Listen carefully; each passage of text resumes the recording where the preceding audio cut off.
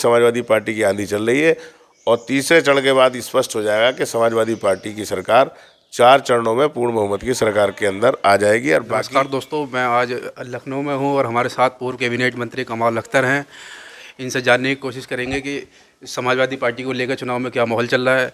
सबसे पहले तो ये सवाल ये है कि 2 चरण हो चुके हैं, 1 चरण आज हो रहा है, 3 चरण क्लियर हो जाएंगे, समाजवादी पार्टी की स्थिति क्या लग रही है? देखिए, उत्तर प्रदेश की जनता भारतीय जनता पार्टी की जो नीतियां हैं, भारतीय जनता पार्टी ने जो 5 साल तानाशाही की किसानों के खिलाफ, नौजवानों के खिलाफ, व्यापारियों के खिलाफ या समाज के हर वर्ग के खिलाफ, तो उससे पूरी तरह से त्रस्त है।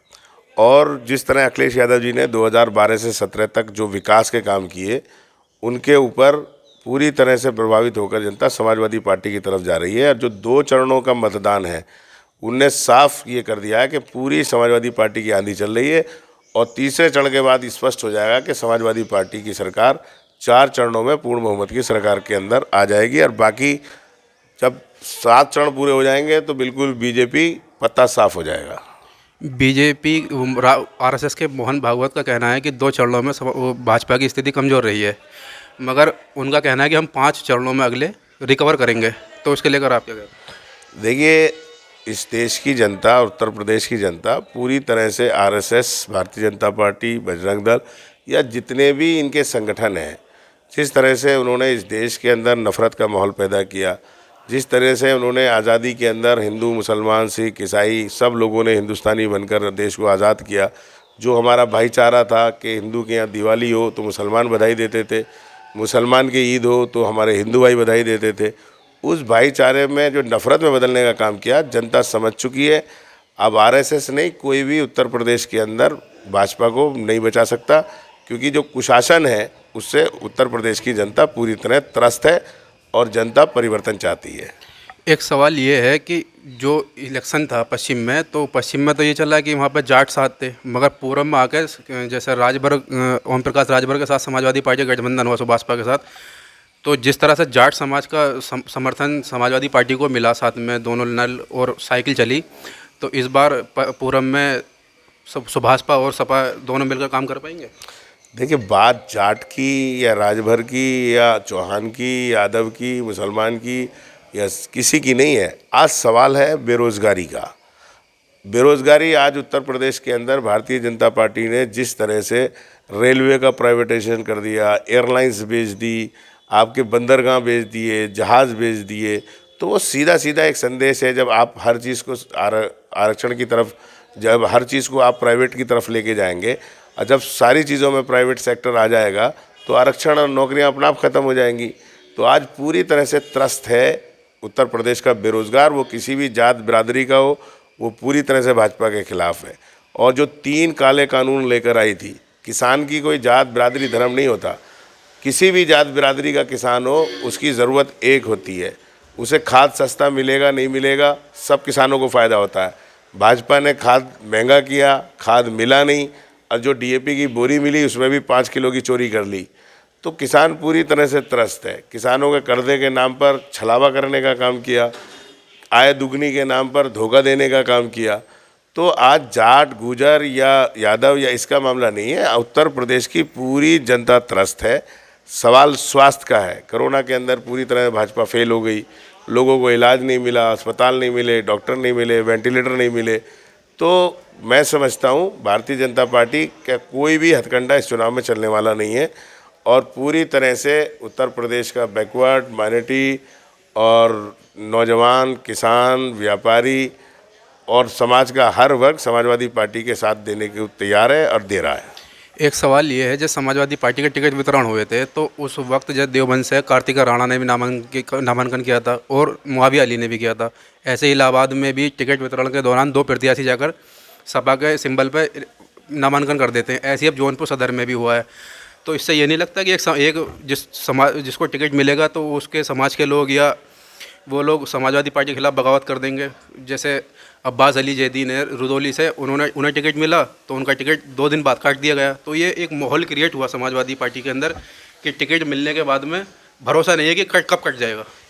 देखिए, हर पार्टी के अंदर कार्यकर्ताओं का फीडबैक जो और ज़रिए होते हैं, नेतृत्व और जो राष्ट्रीय कार्य समिति है कई चीज़ों पर विचार करती है और बहुत जगह ऐसा होता है कि जब निर्णय हो जाता है किसी के बारे में और उसके बाद उसका जो फीडबैक आता है उसके बाद पार्टी को निर्णय लेना पड़ता है।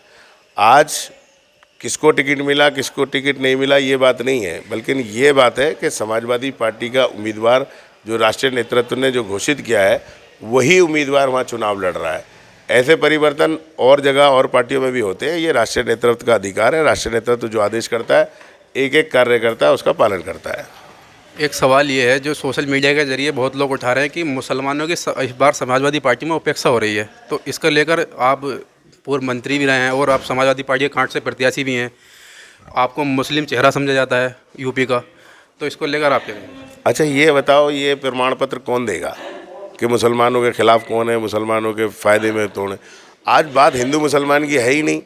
आज सवाल इस बात का है कि जो सरकार उत्तर प्रदेश के अंदर बैठी है या डबल इंजन की जो सरकार दिल्ली और उत्तर प्रदेश के अंदर है, उस डबल इंजन की सरकार में किसी आदमी से पूछ लो कि महंगाई डबल हुई या नहीं हुई, किसी आदमी से पूछ लो बलात्कार डबल हुए या नहीं हुए, किसी आदमी से पूछो कि व्यापारियों का शोषण डबल हुआ या नहीं हुआ, पुलिस की लूट खसोट डबल हुई या नहीं हुई। आज सवाल इस बात का है, सवाल इस बात का बेरोज़गारी डबल हुई या नहीं हुई, जो फीस थी छात्रों की वो डबल हुई या नहीं हुई। यानी उत्तर प्रदेश के अंदर पूरे 5 साल के अंदर भ्रष्ट तंत्र ने पूरी तरह से उत्तर प्रदेश की व्यवस्था को ध्वस्त कर दिया। इस बात का सवाल है। और जहाँ तक सवाल है, समाजवादी पार्टी सभी जात बिरादरी धर्मों की पार्टी है।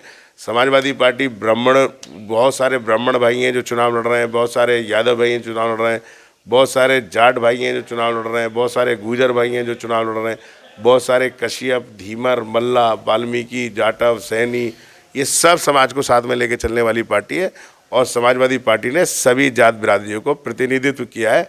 बल्कि ये सवाल अगर आप भारतीय जनता पार्टी के लोगों से, बहुजन समाज पार्टी के लोगों से करेंगे तो ज़्यादा फायदा रहेगा। एक सवाल ये भी है कि यूपी के अंदर भाजपा का दावा है कि हमने कानून व्यवस्था बहुत अच्छी कर दी है। समाजवादी पार्टी के ज़माने में कि सुबह के टाइम में पता चला तो भैंस ही खुल गई, कुछ कानूनी कार्रवाई नहीं होती। तो इस बार समाजवादी पार्टी की अगर सरकार बनती है तो कानून व्यवस्था को लेकर क्या सख्त कदम उठाए? देखिए, कानून व्यवस्था में 1090 हम लोगों ने चलाई, जो हमारी बहनों की रक्षा के लिए था, उसे ध्वस्त कर दिया। कानून व्यवस्था के लिए 100 डायल, जो बिल्कुल मतलब आप अमेरिकन जो पुलिसिंग थी उसके स्टाइल में हम लोगों ने कानून व्यवस्था को सही करने के लिए 100 चलाई। भारतीय जनता पार्टी ने पूरी तरह ध्वस्त कर दिया इस चीज़ को। और मैं कह रहा हूँ, आप गृह मंत्रालय के आंकड़े मंगवा लीजिए 2012 से लेके 17 तक के और 2017 से 22 तक के, आपको पता चल जाएगा कि कानून व्यवस्था कितनी दुरुस्त है।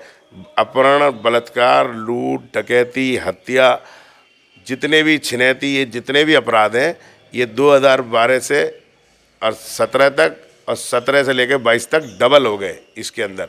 तो अगर अपने मुँह मियाँ मिट्ठू वाली जो कहावत है भारतीय जनता पार्टी बनती रहे, बल्कि भारतीय जनता पार्टी ने बदले की भावना से काम करा और बदले की भावनाओं से लोगों को कानून से अलग हटकर कानून का ना पालन करते हुए उन्हें नुकसान पहुंचाने का काम किया।